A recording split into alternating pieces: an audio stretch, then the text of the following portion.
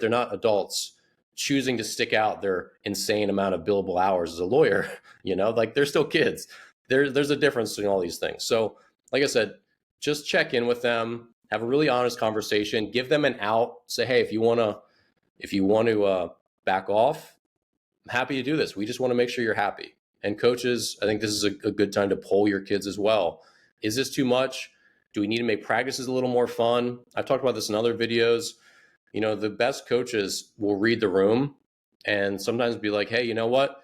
We're not going to have this intense practice today. We're going to have a fun one. We're going to play horse, or we're going to play fungo golf if you're in baseball. Like, we're going to have pitchers BP later. Like, we're just going to have a fun, silly day. And this can be really rejuvenating and life-giving. And so just make sure that if kids are having fun, they will work hard, and they will go to the ends of the earth for their sport and for their team. You are listening to the Bridging Impact Podcast, transforming leaders on and off the court with host Coach Furtado. Without further ado, let's dive in. Hello, everyone, and welcome back to another episode of the Bridging Impact Podcast. I'm thrilled to have on our guest today, Dan Blewett. Dan is a coach, athlete, and author, former professional baseball player. He's got a great YouTube channel, great content for baseball athletes, but also more importantly for coaches and parents of all sports. So welcome to the show, Dan. Hey, thanks for having me. All right, let's dive right in. How has the game of baseball made an impact on your life? It's been my whole life since I was, 8 when I really jumped in. And I don't know, it stuck with me. I had sort of like the right demeanor for it. I had the hand-eye coordination. And I think, more than anything, I just really loved the actions of it. So for whatever reason, it just, I love to throw. It's like a kind of integral part of who I am. And my body's good at swinging bats and throwing balls. I produce force rotationally really well. All athletes are different. And I just loved it, just the randomness, being able to play in the backyard as a kid. So I just had a really fun childhood, doing all that. And then as I got into more competitive baseball, I just really wanted to see how good I could be and keep competing against better players. And I enjoyed the pressure and the adrenaline and all that stuff. So, it's been a long journey from age 8. I retired at 31. So I got a lot of baseball. And of course, I play a little slow pitch softball now as an adult. I've just started into that. And that's been fun in a way I didn't expect. But, it's taught me a lot about resilience and hard work and, the importance of, just getting something done every day. And it's definitely shaped more than anything else, like who I am today. I love that, and I definitely share a similar experience. I played basketball and baseball growing up. I was actually better at baseball and kind of have similar experiences with you, going to camps during the summer. There for me, it was it's called Crabs Camp. So we had like a semi-professional team, summer ball team, and that used to always be, so much fun and just falling in love with the game. And, as you kind of transition to a coach, and I'm sure you've had the opportunity to reflect back, were there any, coaches that you had, whether it be Little League, Babe Ruth, high school, that really helped you fall in love with the game? I don't retain as many memories from my childhood. My first coach, his name's John, he was definitely a big influence. And, he taught me the basics and was, I think, really encouraging. And also at times, like, a little in awe at my talent, which I remember. There was a time in high school where he said, I was going to go out for freshman football. And he said, if you get hurt playing football and you can't play on the USA Olympic baseball team because of it, he said, I'll never speak to you again. But, he was joking, of course, but like he always had something flattering to say that made me feel like I could be something bigger than I was, and you always internalize little things like that, I think, as a kid, about when, people you look up to and respect, think a lot of you. And sometimes you don't know, and so I think he was always vocal enough about that. And of course, he said that I was one of his only players that didn't cry on the field. So he said I always had the demeanor for it, which I appreciate hearing that as an adult, because, Sports are tough, and I think there's definitely a place to cry. I even made a YouTube video about this. Like, I think crying is a healthy thing for people to do. Do you need to cry when you strike out? I don't think so. So there's Right. a lot of life lessons you learn, and that was one of them. Now, as I got older, I had many coaches uh, that were very important, and really just like when I hit a fork in the road, there always seemed to be a new mentor or coach who had like the right sort of tool, and I've kind of called them like my lantern keepers in my books. That when I didn't know how to get to kind of like the next level, they seemed to just sort of appear out of the fog and help me with whatever it was that I needed. Sometimes it was a coach being super tough on me and making me tougher. Other times it was someone being patient with me and being kind of kind. It just depended, but I always was really lucky that I had coaches pop up when I needed them. That's really cool, and it's great to hear that you had those coaches and mentors that influenced you in your journey. And you mentioned something about talking about like resilience, and I know I want to dive into that. However, I would love to kind of talk about how some of those coaches have shaped how you coach today, whether it be your coach from the very beginning teaching you the fundamentals, or talking about flattery and giving you compliments, and how that's helped you transition into, kind of becoming the coach who you are today. Yeah, I think it's important that you see a mix of coaching styles. If you've only had authoritarian drill sergeant style coaches in your life, that's probably how you're going to be more so as a coach. For me, I've had all different types. So I can draw on different experiences and say, maybe this kid needs a little more of a gentle message. Maybe this kid needs a little more of a tough message. And there's always a mix of both with me. I'm not actively coaching a team now. Obviously, I dispense, my coaching advice on YouTube and various other platforms now. But for my baseball academy, I did thousands of lessons and thousands of hours of coaching and strength training. I was a strength coach and I was the head of my organization and would roam to different teams and was also head coach to at least one or sometimes like one and a half or two teams a year. And it really just depended. Like something like I read this in Coach K's book, Mike Krzyzewski, and I think it was his book. Or actually, it might have been Coach Wooten from was he UCLA? Yeah. Yeah, he's UCLA. Yeah, and he talked about how everyone's. His analogy is great, and of course, this is a testament to how good of a coach he was. But he talked about how on his basketball team, he would get kids who came from silver spoon, wealthy upbringings, and he would get kids from, Compton, like in the ghetto. And he said everyone's life is a bowl of whipped cream or it's a bowl of, crap. And he said his job as a coach was for the kids who came from a life that was pretty much crap, was to whip a lot of whipped cream into it. And he was kinder and gentler to those kids and showed them that they took extra time to make sure they knew that he really cared about them. And the kids that were all whipped cream, came from these really wealthy upbringings, he tried to whip a lot of crap into their bowl. And I think that's a really apt analogy because some kids, they really do come from like, hey, maybe mom or dad are really tough on them at home or whatever, they have a rough life off the field. And this is their place where they just really need like positivity and they really need encouragement because they don't get that elsewhere. And so you try to pick up on that. And then other times it's the opposite, and they have too much fluff and they're soft and they need to get chewed out sometimes, and there's a lot of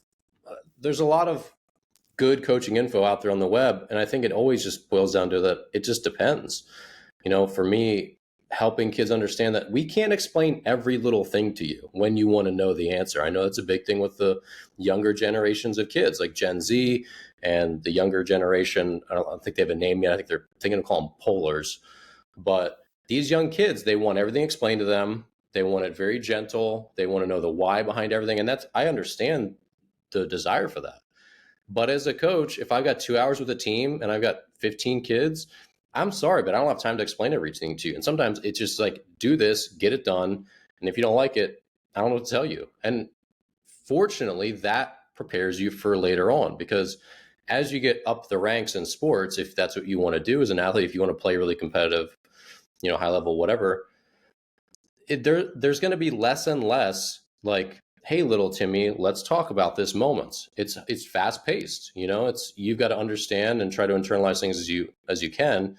And so I think kids need to still learn that lesson when they're young, that sometimes it's just jump when I say jump. And sometimes you're good enough wasn't good enough. And you might need to get yelled at for it. Sometimes coach screaming that you need to focus is maybe the right thing. Now, you never want to be degrading or call a kid stupid or do anything like that as a coach, but sometimes they need a wake up call. That was the wrong play, and it. You got to focus better than that, right? So being firm is not the same as being critical, and being critical is not the same as being degrading or offensive or mean as a coach, right? And I think those are tougher things to pull apart for today's younger generation and parents, where I've had a lot of times when I've been like yelled at or chewed out as a kid, and I didn't go home and cry about it. Like, it never made me feel good, but it also made me feel, hey, I need to, like, if this is what I want to do and play at this level, I need to think on my feet a little faster. 100%. No, I believe that that's really important. And I think that's a common theme that I've heard in almost every single podcast interview I've had with coaches is knowing your players, right? Knowing whether they need to have the bull whipped up with a little bit more crap, or if they need a little bit more positive reinforcement, because we get the opportunity to learn more about our players. And it all isn't always going to make sense, so to speak, for them at this time, right? If it's, hey, we're going to jump and we're going to do it right now. Well, I don't have time, like you said, right? Like, even for me, I have 90 minutes, right, after school practices for my high school team. That's not a ton of time. So I'm not Mm-hmm. always going to have time to kind of break it all down. And, maybe I stay a couple minutes after practice if someone really has a question. I could answer that. However, I think just teaching them these life lessons of, this is what it's going to be like, and being firm with them is just so crucial and important for their development. Yeah, and it's when parents, I think they know that character building is a good side effect that you get from enrolling your kid in sports. It's not the point of sports, and I get irritated when I see that on Twitter, on the web, where people are like, oh, the reason you play sports is to build character. It's like, no, that's just a happy side effect. You play sports because you Right. like it, because it's fun. It's a thing to do that distracts you. It's no different than playing the banjo or painting or playing the piano or doing whatever, right? It's just something you do for enjoyment. And if you want to play a really competitive level, it's still the same thing. You're just trying to see how good you can be and whether you can hang with better players. And really, so like the character development is a happy side effect, but it's misguided when parents want to intervene and, like, you know don't be so tough on my kid, or make sure you're really gentle with them, or they don't want to see their kids come home upset. It's like, this is going to prepare them for the real world. They haven't been, again, I'm never going to call a kid stupid. I'm never going to like take personal shots at them, but sometimes it might be, you better get in line. Like, you better focus. That wasn't good enough, stuff like that. And that might make them feel sad or disappointed or ashamed or whatever in themselves. But that's going to prepare them for the real world, where if you give a terrible presentation at a board meeting or something, no one's going to like be happy with you. And you've got to say, you know what, I really screwed up. I got to do better. Or I did my best and it wasn't very good, and I've got to do better anyway.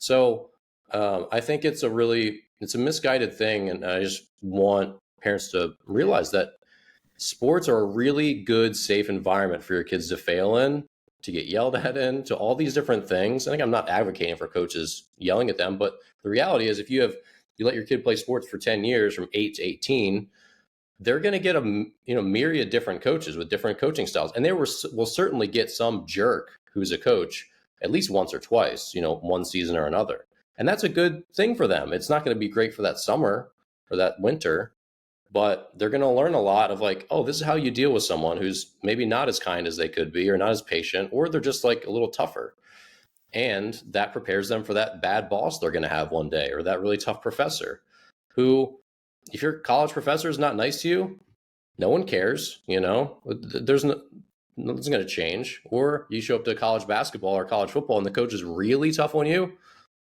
mommy and daddy aren't going to step in. It doesn't matter. So I just think it's good to remember that, good or bad, tougher or really gentle, the coach that your kid has today is gonna shape them in a positive way if you can keep that in mind. and help your kid understand the mindset. Like, hey, this isn't fair. Coach is playing his son over you or her daughter over you, and there's a lot of nepotism going on. And this is definitely not a fair situation, but we're going to deal with it the best we can. And what mindset can you have, and how can you make the best of this year? And hopefully we have a better season next year. That's all good real world stuff to keep in mind, because especially with the unfairness, that's where I think a lot of people get really wound up. And I'm sure you've seen this, like everyone wants their fair share every single season. And it's like, life is never fair at any time, you know? And again, I think it's a good safe place to have those early experiences of just how unfair life can be. And I love the question that you ask, how can we make the best of it? Instead of like, okay, let's quit and let's go to another program right now. No, let's finish this season out and how can we make the best of it? And I think, basketball is not an equal opportunities game, neither is baseball. The best shooters, the best scorers are going to shoot the most shots. The best hitters are going to hit at the top of the lineup and get more ABs because they're at the top of the lineup.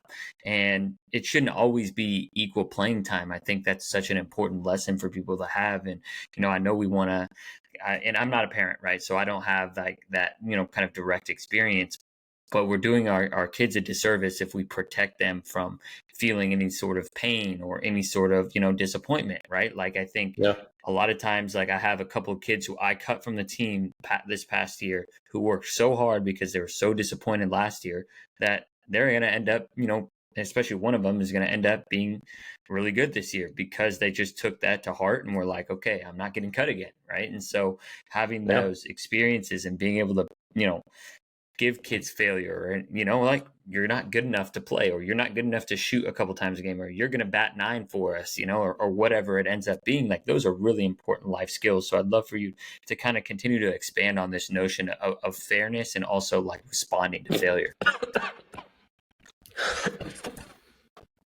Sorry about that. Yeah. So, yeah, gotcha. Yeah. I mean, and one of my seasons, I felt the sting of this when I was like 27, 28.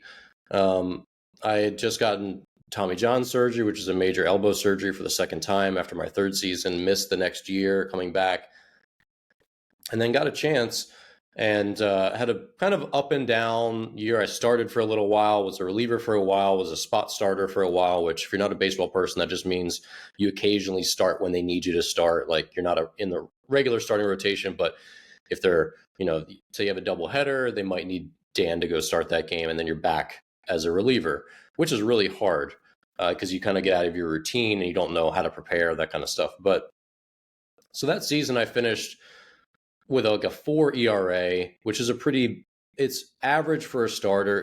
It's a little below average for a reliever, which I'd say, more considered a reliever at the end. And I didn't know if I was going to get invited back to that team the next season. And so in the off season, they did offer me a contract back. And when I showed up for the next year, I was basically getting like the mop up innings. So again, that's like I'm pitching the 6th inning, as a reliever, or I'm pitching multiple innings if the starter doesn't go very well. I'm basically one of the relief pitchers who's going to mop up, quote unquote, the least desirable innings when the game's not on the line. It's 7-1 in the 6th, or it's a blowout and it's 6-0 after the second. I might go in, and that's not where you want to be. You want to be pitching in the last 2 or 3 innings, being the closer, the setup man who pitches the 8th inning when you're ahead, or like the 7th inning guy. Those are like your best 3 relievers pitch the 7th, 8th, and 9th, essentially. And I got back and I'm like, man, I think I'm better than this. I think this kind of sucks. Like I'm pitching mop up to start the year. And then I just like sat with it for a little while, and it stung, only because I knew I didn't earn something better, but I knew that I was better than that. And I feel like I came into spring training and I looked really sharp, but they were going off last year's numbers. Like last year's that's essentially the role that I had earned. So yeah, it stung and I sat with it for a little while. And then I just said to myself, you know what? If I just pitch really well, they're going to give me better chances. So I just focused on what I could control, which was how well am I going to pitch tonight? And I ended up having a career year that year. I ended up just rocketing up our depth chart in the bullpen because I allowed like 3 earned runs the whole first half of the season. I had like a sub 1 ERA, was voted to the All-Star team for the second time in my career. and I was pitching the eighth inning, like by a month into the season, because I was just, every time I went out, bam, Dan was dominant. Dan goes in, strikes out two hitters, gets his three outs, goes in, strikes out a hitter, gets his three outs. That's who I was. So after just a couple weeks, everyone's like, man, tight spot. Let's bring Dan in. Okay. Dan comes in, dominates. Great. Happens again. Tight spot. 1-run game. Let's bring Dan in. He's been sharp. And it just kept being like that. So you always have a chance. If you have a jersey, if you have a spot on the team, you always have a chance to climb up the rankings and earn the playing time that you want. And it's just a matter of having the right mindset. And again, I knew I was better than what I was getting. I just had to go out and prove it on a day-to-day basis. And I knew if I did that, then my team would want me there in the tough spot. They wouldn't want to waste me in the sixth inning in a blowout if I was pitching lights out. They would want me in that tight game. And that's what ended up happening. So, you learn those lessons throughout your career, and you never stop feeling bad when you're sitting on the bench. You never stop feeling bad when you have a mediocre role with your team. If you're like the sixth man, or you're just not getting a lot of minutes or whatever it is, you never feel good about that. You always just have one way to respond to another. You can sulk and complain and, oh, I'm better than that guy, I should get better than that. I didn't really care who was better than me at that moment. I just want to pitch as best as I could, because I knew if I pitched really well, I would start to rise up the rankings. Because when I pitched lights out, no one else really had the stuff that I had. So that was what I focused on. And, young kids especially, that's what they want to learn. And you only learn that when adults stop holding your hands too. When you as a parent say, you know what, if you don't like it, work harder, play better. I'm not going to go talk to your coach about your playing time. You want to play more? I want to see you in the backyard, spend another half hour on that hoop. And if you don't want to do that, that's okay. But if you do, then you might actually get what you want. 100%. Yeah, I talk about that all the time, especially, I feel like pitching and basketball may be a little bit different in terms of, only 5 people play at a time for basketball. So what I say is you have to earn, right, your game spot, and then you keep your play time by how you play in a game, right? That's earned. Coaches want to win at pretty much every level. And so we're going to play the players that give us the best chance of winning, especially, the higher levels, high school basketball, college, beyond, right? And so, if you earn that trust by how you play. And so that's just so important for athletes to learn, that you're not given play time, right? You're given a chance in practice to show that you are worth it, whether, for you, it may be bullpen sessions, if you're in high school, right? Oh, his stuff looks pretty good, or whichever sport it is, right? You have to show that you are good enough to earn that play time. And I'm curious, how did you, kind of talk to yourself in response to like a bad pitching outing where you maybe gave up a couple of different runs, and how do we continue to encourage athletes to respond after a bad game? Yeah, there's two different things here. One of it is, especially with baseball, which is a highly luck-based game. There's a lot of skill. The better you are, the more, your hit goes through the infield instead of, being caught. The harder you hit the ball, the more they go for hits. The sharper you are as a pitcher, the harder you throw, the sharper you're breaking stuff, the more those bad pitches don't get hit, whatever.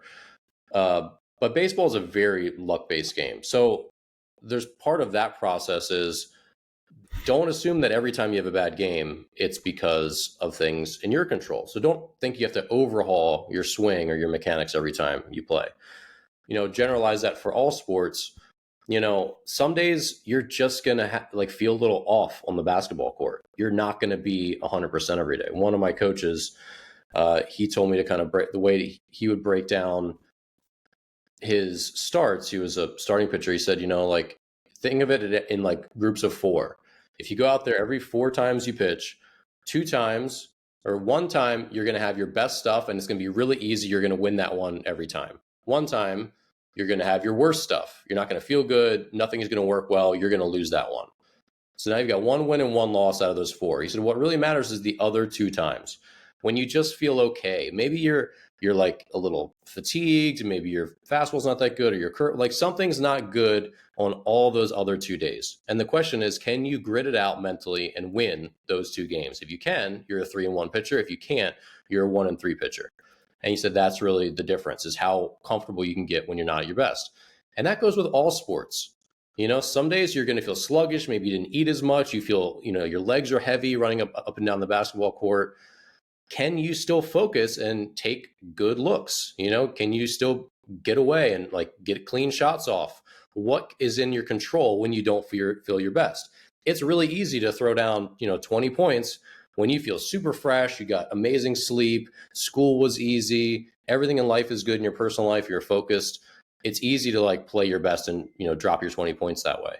But when things are not going well, maybe your ankle is bugging you, you didn't eat lunch, which you should always eat lunch, make time for that. Yeah. But, say you skip a meal, like whatever, there's so many factors. Are you just going to allow yourself to like kind of sleepwalk through the game and not play well? Or are you going to be able to find a way to focus up and, challenge yourself to have the energy to rally? And that's a really important factor with all athletes. And you see this with, the LeBrons and the Michael Jordans and the late Kobe Bryants, like those guys, you never saw if they were hurting. But when you watch like games like, the documentary, like The Last Dance, you realize that Michael Jordan was not the same every night. There were some times when his feet were killing him, his back was killing him, he had some injury or another, or he had tons of stuff going on in his personal life. Yet you would never know it on the court. And that is a skill. That's a mental skill to always seem like you're together. And that's stuff you see in, minor league baseball as well. Most guys come July have some nagging injury, but you would never know it. And they were probably on the bus till 4 a.m. the previous night a lot of times. And I pitched on just like no sleep, and like no one cares. It's not like, oh, attention fans, Dan Blewett is not well rested tonight. Please go easy on him if he blows the lead for you. Like, no one cares. And so those are lessons you learn later on where like no one wants to hear your excuses. Your teammates don't give excuses like that. You don't give excuses like that. It doesn't matter if your girlfriend just broke up with you, if you didn't get a wink of sleep on the bus last night, if your ankle is just really killing you. If you're in the starting lineup and you agree to play, then everyone's like, well, then that's it. No excuses, 100%.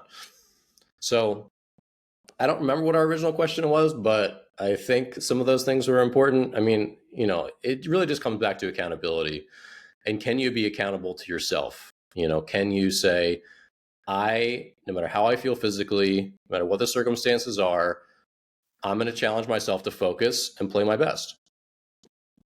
100%. And those are so important to take with you throughout life. And, for me, I woke up at 4:45 a.m., took my girlfriend to the airport. I'm like, I could be tired and sluggish. Dan, forgive me. I'm going to ask some bad questions today.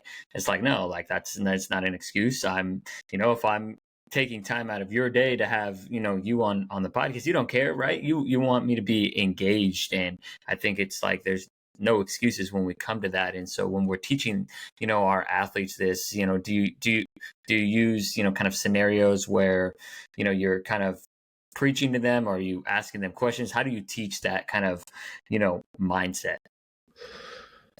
I mean, I think it's addressing it when it comes up. I think you can talk about theoretical things that they're going to face in the future till you're blue in the face, but they don't really sink in that well until they've experienced it. And I think it's just really important as a coach that once they're going through something like that to talk about it. Like as an example, I gave a bunch of little talks at a baseball showcase up in Pennsylvania earlier this year. And it was a lot of high level kids, like 16, 17, 18 years old at this showcase where there were a bunch of college scouts watching. And, it was like a 2 or 3 day event. And the weather was just not great the whole time. It was like unseasonably cold. So it was like, I think it was like early July, but it felt like hoodie weather. And it was just raining off and on, different intensities throughout most of the 3 days. And I talked to the kids about that. I'm like, look, how many of you want to have your big moment in front of scouts while it's pouring rain, right? How many of you? Like, no one wants that. And I used to feel that when I was pitching. It's like, we had 140 game seasons. It's like, it's cold and it's rainy on this Tuesday night. I just hope they don't call me. Like maybe the score will stay so that I don't have to pitch. And that's not a good mindset to be in. You've got to be ready no matter what. And so addressing those moments, like, hey, if it's obviously it's not raining inside, if it's a tennis, if it's well, you don't play tennis indoors until you're probably a lot older, but if it's a basketball game or whatever, you're probably not going to have weather as a factor. But all those other things. Hey, maybe this is the fourth game in a row, and you guys are all tired. Hey, this is a moment where you're going to want to give in at halftime to the fatigue in your legs. You're going to want to slow down. You're going to want to like just jog it up the court. You're not going to want to play defense as much, right? But this is the time, guys, to show what you're made of. And if there's a scout here watching, they want to see how much energy you can summon in the third and fourth quarter of the fourth game of the weekend. That's where they want to see if you're tough or not. They can't make any judgments about the first game of a tournament. When everyone's excited, everyone's rested, they can't make good judgments on players in baseball. When it's like a beautiful sunny day and it's the first game and everyone's healthy and everyone's happy running around, they're going to make their judgments when, like, does this kid still hustle when it's raining and it's the fifth game of the week? The ones who don't, that's where they've really gotten a good look. In all these sports, it's really easy to be mentally tough when stuff's not very hard. It's hard to be mentally tough when conditions are not ideal. For me, that was pitching through a lot of elbow pain. I had more elbow pain than I didn't in my career. Like, being not healthy was typical for me. And that's like where you learn it. You're like, well, my elbow hurts. Well, my elbow's going to hurt, so I'm going to pitch anyway. So how am I going to pitch? Like, I can whine about it. I can make an excuse. And a lot of guys do that. A lot of guys, there were starting pitchers that I pitched with, and it became known. Everyone picked up on it, and that became your reputation. But they're starting pitchers who were good pitchers. But in the fifth inning, they come in, they start like making it known that their shoulder doesn't feel good. That way, if they go out and have a bad sixth inning, then they kind of have an excuse. They're preparing to cover for themselves. And that's not what college coaches want to see. That's not what varsity coaches want to see. And that's not what you want as an athlete anyway. Regardless of the recruiting trail, like, you want to challenge yourself under various conditions, not just when it's easy, And I think that's part of the excitement. Like, the first time you can, have a really great game despite being really fatigued or tired or sleepy or just have had a rough week, and then you have a great game, that's exciting because that shows you that, wow, now the sky's the limit when I actually feel fresh and I feel good. So, yeah, I think as a coach, it's just really making sure you can seize on these opportunities to teach it when, if it's like, if there's some adversity coming into this game, whatever it is, maybe it's a really long drive, maybe it's weather related, maybe it's fatigue related, maybe it's the end of the season, maybe you had a bunch of really bad losses and guys, their morale, or girls, their morale is down. Those are all the big moments to be like, hey, let's talk about the easy way out today, and the fact that you might stop playing defense or you might stop running as hard as you could down the court because of X, Y, and Z. Those are the big moments, I think, to capitalize on as a coach. Yeah, 100%. That makes a ton of sense. And using those experiences as opportunities to elevate their game, right? And hey, if you think you are injured, then I'm not going to put you in because I don't want to hear any excuses. If your elbow hurts a little bit, your knee's banged up a little bit, that's fine. You're either going to play through it, no excuses, or you can sit out and I will find someone else that wants to play. And I think those are just really important skills. And, actually one of my, a movie I really enjoy is Invictus, the rugby movie. And I remember Morgan Freeman's character and Matt Damon's character. Morgan Freeman's he's the president of South Africa, and then Matt Damon's character is a rugby player on the South African national team, if I'm remembering this correctly. And they're kind of talking, and Matt Damon's character was like, yeah, I'm a little bit injured, but, I'll be all right. And, the president at the time said the same thing. And I just remember like that, kind of connection of being like, oh, like obviously, a president of the United States, doesn't matter what your political party, it doesn't matter what he's feeling that day or she's feeling, they have to go out and, kind of lead the country or, lead the team. And so it's the same as a coach, the same as an athlete. And so I know you kind of mentioned a little bit on the scouting side. And so as we enter the ninth inning of our conversation, I'd love for you to talk about, what advice do you typically give to players when they want to continue to make that next level, whether that be varsity or college baseball or professional baseball? Yeah, you figure out a lot of the demands every time you go up a level. So for me, when I first got to pro ball, I didn't know how to conduct myself. Not the sense that I was like partying or doing anything crazy, because I wasn't. But like, I don't know, like, what does it look like to warm up like a pro now? Like, once I knew kind of what I did in college, but like, I'm in the pro game. Is it different? What does pregame look like? What are the routines that guys go through? So every time you go up a level as a young athlete, whether it's making your JV team or your varsity team, look at the players who've already been there. See how they conduct themselves. See what they do in pregame. What are the routines? Where the warm-ups? Ask around. Like, don't be afraid to ask someone. And then just really be a good observer, and not just your own teammates, but the other players on other teams. Like, how do they go through their warm-ups? How do they go through their pregames? All that stuff. You're always looking for breadcrumbs that you can pick up and little clues that you can pick up that are going to help you figure out the demands of the new level that you've been brought up to. And of course, every level, you're then going to have someone else looking down, whether it's the varsity coach at the JV level or college coaches coming out to watch, or pro scouts, whatever. You need to be number one on your best behavior. Obviously, with social media and all that stuff, like it's the Wild West of ways you can get yourself crossed off someone's list, because there's a lot of kids that want to play college sports, doesn't matter what sport you play. And the easiest thing is just don't give them a reason to cross you off their list by tweeting something stupid. In general, it's best just like to not live your life so much on the web. You don't need to make all your opinions known. The fewer polarizing opinions you have to present to the world, the better off you're going to be. You can have these opinions in silent, keep them to yourself. You can have conversations with the real world, but don't feel like you need to tweet out things to impress someone on the internet, no matter what's going on. It's better just to stay, I'm not going to engage in politics while I'm, trying to get recruited to play college volleyball or whatever it is. And the other thing is just like show up on time, get good grades. Like, obviously the grades aspect is huge. If you want to play a college sport, there are standards that you have to maintain to be recruited, to pass the clearinghouse stuff, and to stay on the team. So if you're not a good student, it's not going to work out for you long term as a student athlete either. And so then beyond that, you have to start to go to college basketball game, go to a college volleyball game, see what the athletes look like, see how they're built. Because if you are, 5'7" and 120 pounds, and you go out to watch, say, a D1 women's volleyball game, and you see all these girls are 5'11" and 165, and they look very strong and fit and muscular. Well, you say, well, I got to fit myself into that box. So maybe I need to get in the weight room and fill out my frame and get stronger and all that stuff.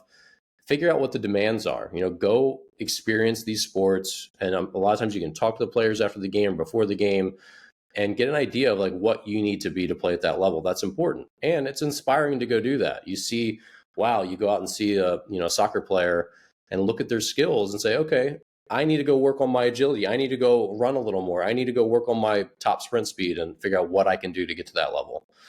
So I think parents and coaches should be taking field trips to watch college sports in real life as much as they possibly can. Go watch the varsity team, as much as you possibly can if you're not there yet. And then at that point, it's figuring out what does it take. And this is where you ask a coach, say, hey, I want to play in college. Can you give me an honest assessment of where I'm at now and what are the stepping stones to get there? It's pretty rare that kids ask you that, but when they do, it's impactful, because now you can, as a coach, say, okay, you're too small. I know you think you're really fast, but you need to get faster. You're just not fast enough to play at that level. Like, you're doing okay here, but in the grand scheme of things, you're a little bit slow-footed. And you got to work on your jump shot, or your field goal your free throw percentage has got to go up. It can't be, whatever percentage it is now. It's got to go up if you want to play at that level. And they can really help you hone these little aspects of your game. And this is something that I advocate all the time. Like, ask around for a really honest audit of your skills. If you're a parent and you want to help your kid, pay for an hour of a coach's time, someone that you really trust, and be like, I want you to be brutally honest with us, not unkind, but be really honest with us. Tell us what we need to do if we want to work on the problems and our flaws and our deficiencies right now to get to where we want to go. And those conversations always sting a little bit, where someone's like, yeah, you got to get to here and you're only here. You got to get to here and you're only here. But that's the only way for you to make forward progress long term, is to get the feedback you need and, to start chipping away towards it. Make an action plan. Okay, I got to put on 20 pounds before my junior year when coaches are really going to come watch me. How can I do that? I've got 18 months, right? What kind of supplements should I take? Or how can I pack more food to take to school? Where are my calories at now? Okay, I'm eating 3,000. Can I eat 4,500 calories a day?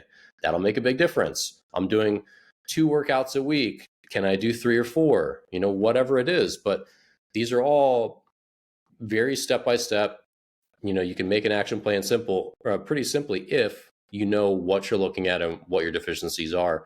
But a lot of times people just don't want to hear it. They're too afraid of getting that feedback, and they don't really want the honesty. They want the puffery. They want to be, okay, you're doing great. You're doing great. Well, it's like if you hear from everyone that you're doing great, and then guess what? As a senior, you're not getting recruited. Someone was lying to you, right? Or they didn't care enough to understand your goals, or you didn't advocate for yourself and your goals enough. And now everyone said, yo, you're great, you're great, you're great, until you're just not good enough to go to the next level. And maybe you could have been working on something. And sometimes, and Coach, I'm sure you know this too, is that sometimes multiple sports is a problem at the high school level, right? Playing multiple sports at like ages 14 and below is great. It really helps you find the sport that fits you best. But if you're in high school and you're playing 3 sports, if you're able to make three teams, a lot of times it holds you back if you're not like a superstar athlete, right? If you're not an Aaron Judge or someone like that who can just play 3 sports and go D1 in any of them. If you're on the fringe to play in college any single sport, then at the high school level, you probably have to pare down and say, you know what, I really want to play college basketball. So I don't know that I can give away my whole summer playing football. I really need that time to, have another half season or whatever, or really get in the weight room and put on some weight and get stronger and work on my jump shot, whatever it is, so that I'm really prepared for the next winter.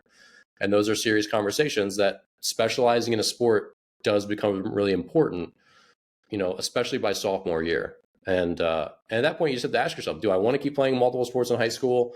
And if I do, because I just love it to death and I want to be with my friends and I just would rather do that and accept the consequences, that's totally fine.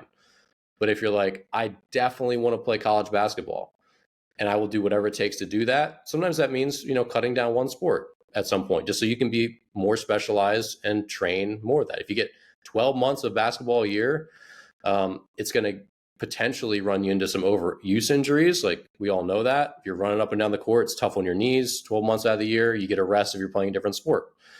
But your jump shot's not going to get better playing golf, and your jump shot's not going to get better playing soccer, right? So it just comes down to what buckets need to be filled.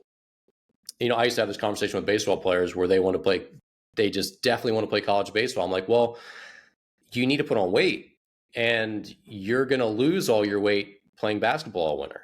I know you love basketball, and you can keep playing it if it makes you happy. But if you really want to play college baseball, you've got to put on 15 pounds this winter. And if you're sprinting up and down the court for 4 or 5 months in a row, it's not going to happen. So these are the pros and cons of playing this other sport. What do you want to do? So we've had that conversation a lot of times, and kids make either decision as their life. And that's a good thing for them to make personally. But as you start to get closer to recruiting time, just figuring out what do you want to do? Who do you need to be? And can you get some honest feedback to help you make an action plan to get there? Right. That honest feedback is so crucial. And I think also kind of going above and beyond on that is just watching, like you said at the beginning when you were talking about, hey, what does it look like, right, for a college athlete? Like you said, do I need to bulk up? And so, understanding what it takes, finding someone who will give you the honest truth. And then you have to make that decision, right? Yeah. Because if you really want to play college sports, you have to make sacrifices. And I know that I didn't play college sports, but, one of my best friends who I grew up playing baseball with did, and it was a job. It became his life, right? So it's like, is that something that you're willing to do? Mm-hmm. And I think, those are such good questions to ask. And, we could probably talk about this all day, but the final question I'll ask you is just, what final kind of thoughts and advice would you have for the coaches and parents that are listening to this, that want to have the greatest amount of impact on their athletes? I would just say check in with your kids more often. I don't think a lot of parents do this from my experience. And again, I ran an organization where we had, 6 baseball teams, 3 softball teams, and I worked with a lot of kids.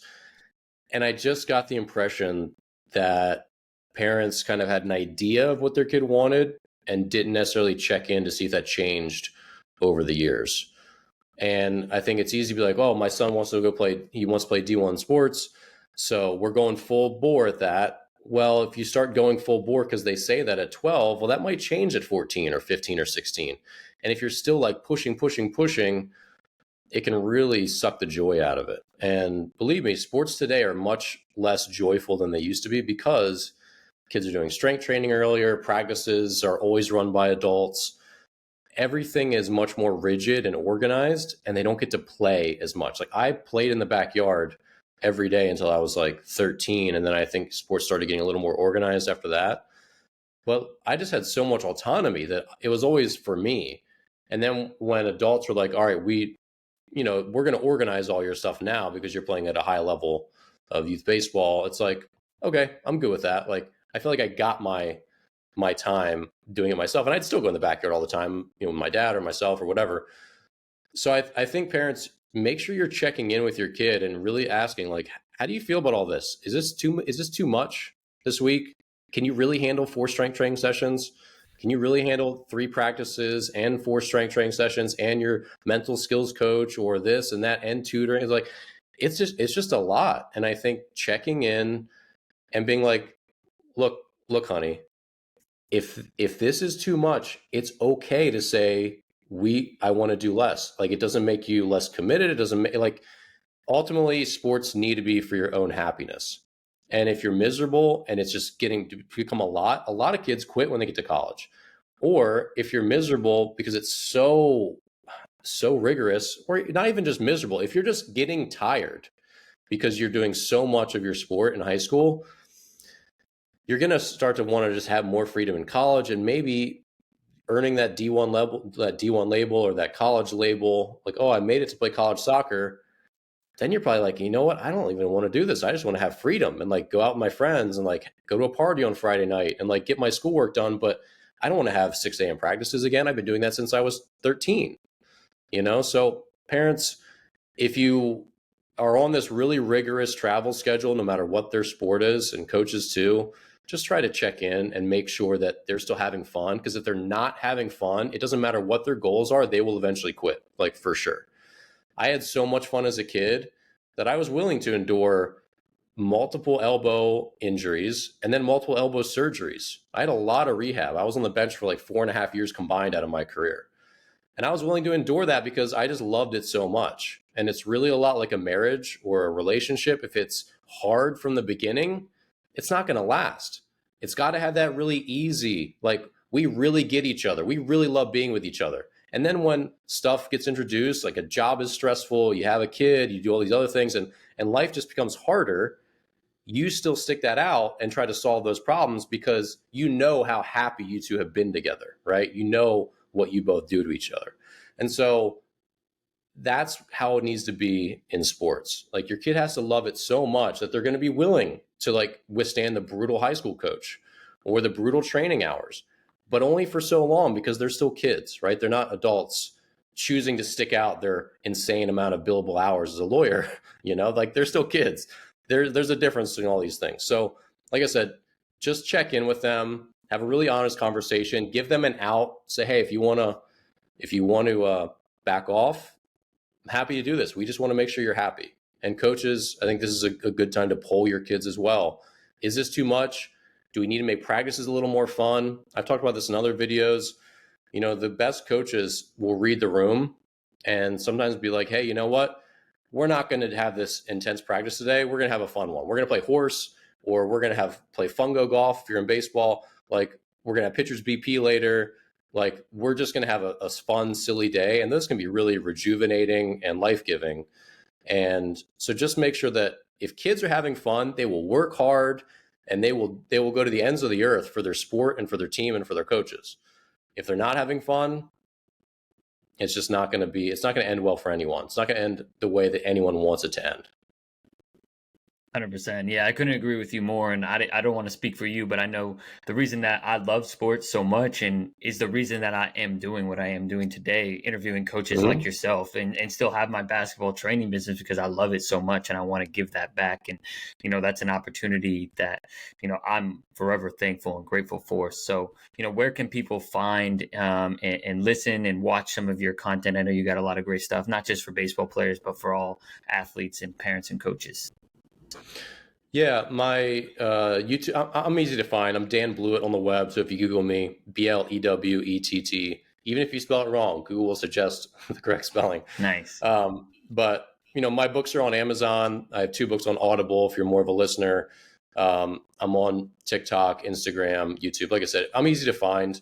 And I'm not all baseball, but I definitely have a heavy slant to baseball. But if you want to tune in for a lot of the mental skills stuff, the parenting stuff, the coaching content, the best places for that are definitely YouTube, Instagram, and TikTok. Awesome. Well, thank you so much for your time today, Dan. I got a ton of notes, and I'm excited to bring back my learnings to my families and coaches and athletes I get to work with. Yeah, thanks for having me. Really appreciate you. For listening to this episode of the Bridging Impact Podcast. We'd love it if you would like, subscribe, leave a comment and a review on whatever platform you're on. It's the best way to help us grow. We appreciate you for doing that. We'll shout you out on social media. I'd also love if you connected with me on social media. Let me know your thoughts. And this is why I do it. I want to share knowledge and wisdom from experienced leaders to people like yourself and myself so we can have this dialogue and move forward, make an impact on the world. So stay tuned, stay subscribed. Cheers.